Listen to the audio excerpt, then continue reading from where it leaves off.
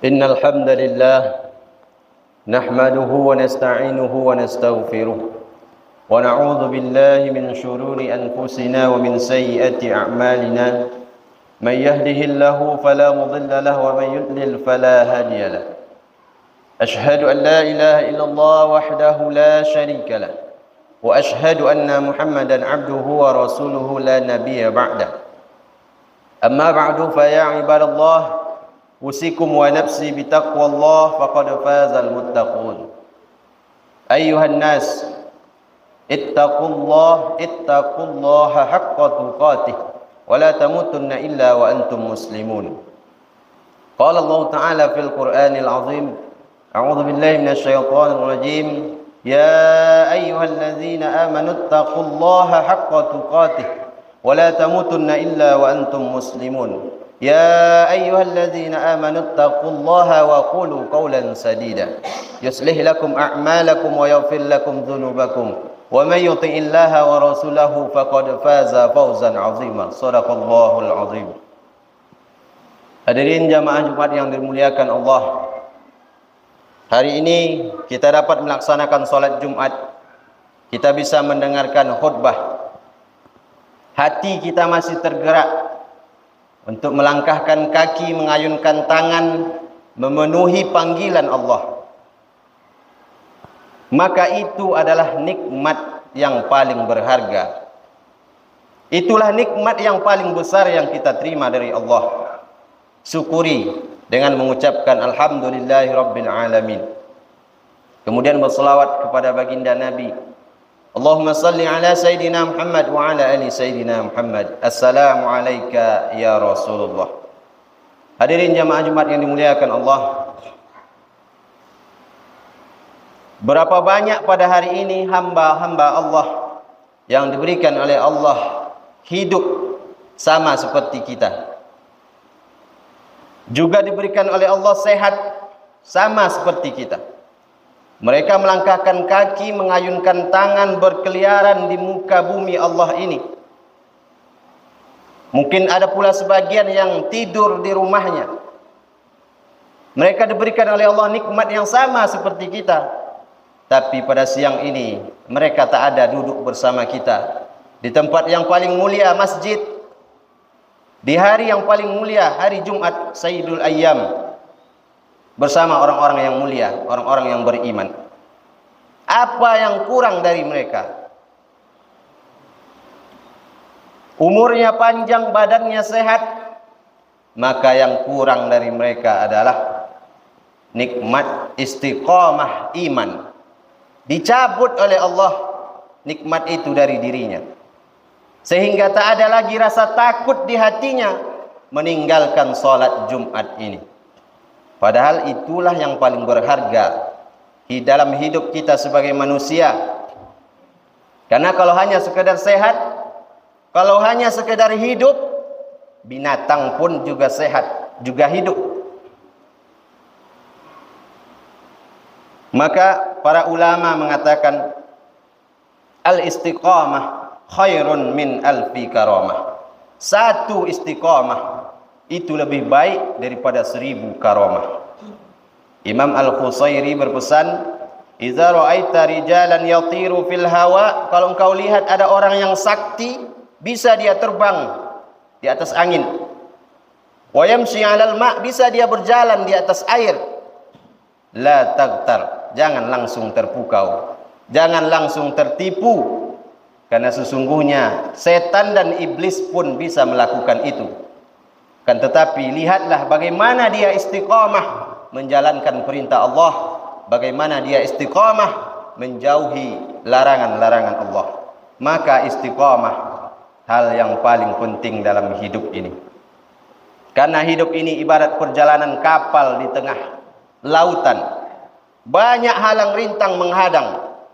Karangnya tajam, anginnya kencang, dipukul ombak, dihempas gelombang. Banyak yang tenggelam di tengah perjalanan. Hanya orang-orang yang istiqamah yang akan selamat sampai ke tujuannya.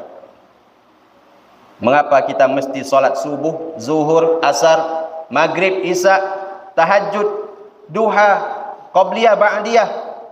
supaya kita semua istiqomah. Mengapa kita mesti bersahabat, berkawan, berjamaah, berkumpul dengan orang-orang yang baik? Agar kita istiqomah. Mengapa harus watawasau bil haq, watawasau bis sabr? Saling menasihati, saling mengingatkan supaya kita semua istiqamah. Kalau ada kawan yang masih mengingatkan kita, sudahkah engkau salat? Kalau ada kawan yang masih mengingatkan kita, jangan ikut-ikut judi, jangan ikut-ikut mabuk, jangan ikut-ikut narkoba, maka bersyukurlah, sesungguhnya Allah masih sayang padamu. Pegang dia erat-erat, jangan jauhi, jangan putuskan silaturahim, karena hidup ini keras. Banyak kawan ketika kita tertawa, banyak sahabat ketika kita senang, tapi tak banyak yang mengingatkan kita tentang kebaikan-kebaikan. Kalau masih ada orang-orang baik yang mengetuk pintu rumah kita, mengajak sholat berjamaah ke masjid, kalau masih ada orang-orang baik di kampung ini yang masih mengingatkan jangan berbuat maksiat, maka bersyukurlah. Masih akan Allah selamatkan kita. La ta'murunna bil ma'ruf wa la tanhauna 'anil munkar. Hendaklah kalian ajak orang untuk berbuat baik, larang mereka untuk berbuat mungkar. Aw la yushikanallah ay yab'atsa 'alaikum 'iqaba minhu. Kalau tidak, maka hampir saja Allah turunkan azabnya kepada kalian. Kalau tak ada lagi orang yang menegakkan amar ma'ruf nahi mungkar, thumma tad'unahu, dan ketika azab itu datang, lalu kalian berdoa kepada Allah, kalian angkat tangan memohon kepada Allah, tolong kami ya Allah, fala yustajabu lakum, maka tak lagi Allah dengarkan doa kalian, tak lagi akan Allah kabulkan doa itu, karena tak peduli, tak melaksanakan amar ma'ruf nahi mungkar. Makanya setiap laki-laki yang sehat, tidak sakit, maka wajib paling tidak sekali sepekan, sekali seminggu mendengarkan wasiat takwa dari khatib. Ittaqullah, takutlah kepada Allah. Salah satu rukun khutbah, khatib berwasiat menyampaikan kepada jamaah, takutlah kepada Allah. Ya ayyuhallazina amanu ittaqullah. Ya ayyuhallazina amanu, wahai orang-orang yang beriman, wahai orang-orang yang percaya bahwa dia pasti akan mati. Wahai orang-orang yang percaya bahwa akan ada hari akhirat, ittaqullah, takutlah kepada Allah, haqqa tuqatih, dengan sebenar-benarnya takut. Wala tamutunna illa wa antum muslimun, dan jangan kalian mati melainkan dalam keadaan muslim, Islam, dalam keadaan la ilaha illallah Muhammadur Rasulullah. Dalam Al-Quran surat Fusilat ayat 30 Allah berfirman, innal ladzina qalu rabbuna Allah, sesungguhnya orang-orang yang berkata Rabb kami adalah Allah, tsumma istaqamu, kemudian dia istiqamah. Saat senang dia istiqamah, saat sulit dia istiqamah, saat lapang dia istiqamah, saat sempit pun dia istiqamah. Maka apa balasannya?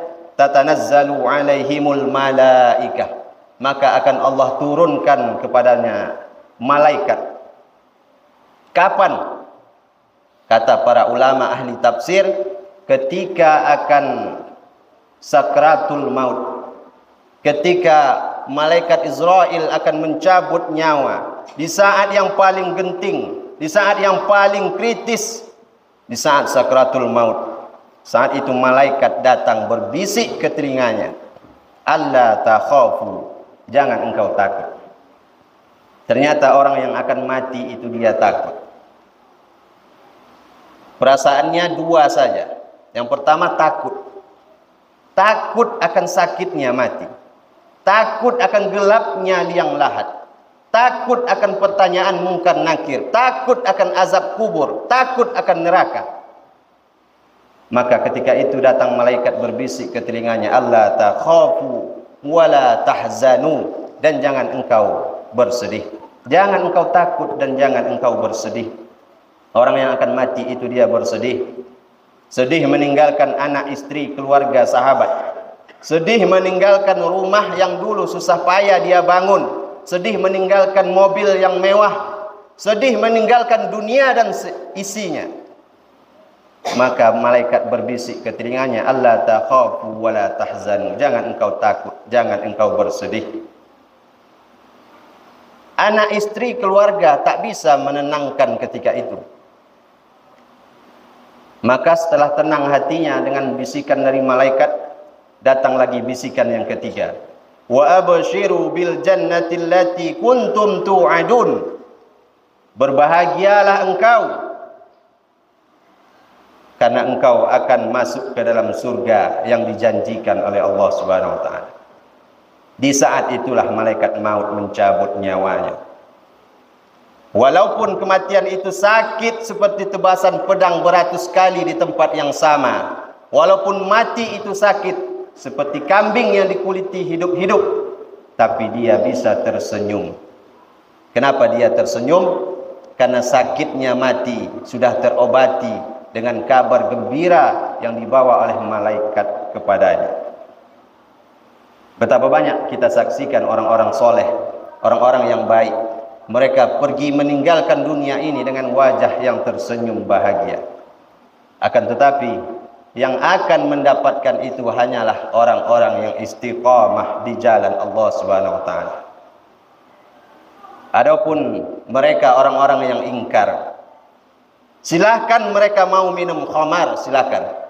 Silahkan mereka mau mabuk, silahkan. Silakan mau berzina, silakan mau makan haram. Tapi ingat, sampai saatnya semua yang hidup pasti akan melewati gerbang bernama kematian. Suka tak suka, siap tak siap, kau pun pasti akan mati juga. Itulah mengapa kita sholat Jumat, mengapa kita mendengar khutbah, mengapa kita berjamaah, mengapa kita bersama orang-orang yang baik, supaya ketika kita melewati gerbang itu bisa dengan kalimat terakhir la ilaha illallah Muhammadur Rasulullah. Barakallahu li wa lakum fil Qur'anil azim wa nafa'ani wa iyyakum bima fihi minal ayati wa dzikril hakim wa taqabbalallahu minna wa minkum tilawatahu innahu huwal ghafurur rahim.